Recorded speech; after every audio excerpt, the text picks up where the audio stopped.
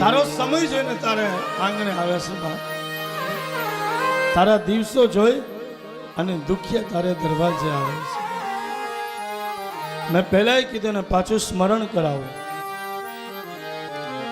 આપણા ઘરે કોઈ માંગનારા આવે, આપણા ઘરે કોઈ અતિથિ યાચક આવે, માણસના ઘરે માણસ આવે ને ત્યાં સુધી સમજી લેજો આપણા ચડતીના દિવસો છે. કોઈ માગવા આવે ને એને કોઈ દી ધક્કો નહીં મારતા, માગનારનો કોઈ દી તિરસ્કાર નહીં કરતા, માગનાર આવે એને કોઈ દી અપમાન નહીં કરતા, કારણ કે એમાં કદાચ કૃષ્ણ બેઠો હોય. આપણાથી બનતી એની સેવા કરવી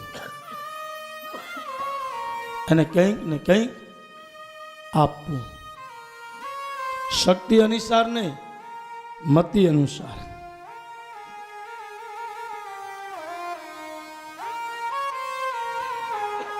શિરડીમાં આપણા સાંઈ બાબા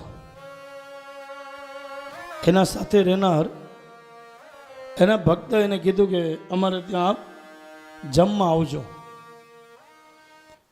બાબા કહે હું જમવા આવીશ પણ મને તો ઓળખી લેજે. એટલે 24 કલાક જેની હારે રહેતો હોય એને થોડુંક અભિમાન કે બાબાને ઓળખવામાં શું મોટી હોય, મેલ ખોરીઓ બાંધ્યું હશે, માથા ઉપર ફારીઓ બાંધ્યું હશે ને એક જબો પહેર્યો હશે, એ બાબા. बाबा को पहचानने की क्या और जरूरत हो सकती है. बाबा के ओळखी लेजे. એટલે સરસ મજાનો દૂધ પાક બનાવ્યો. જમવાનો સમય થયો એટલે એક કૂતરું આવ્યું. આ કૂતરાએ તપેલીમાં મોઢું નાખી અને દૂધ પાક પીવા લાગ્યો. આ ઘર ધણીથી રહેવાનું નહીં કે હજી બાબા નથી જઈમાં એની પહેલાં દૂધ પાક તું ચાટવા લાગ્યો. એટલે એને તરત કર્યો પથ્થરનો ઘા અને કૂતરાને માથામાં લાગ્યો.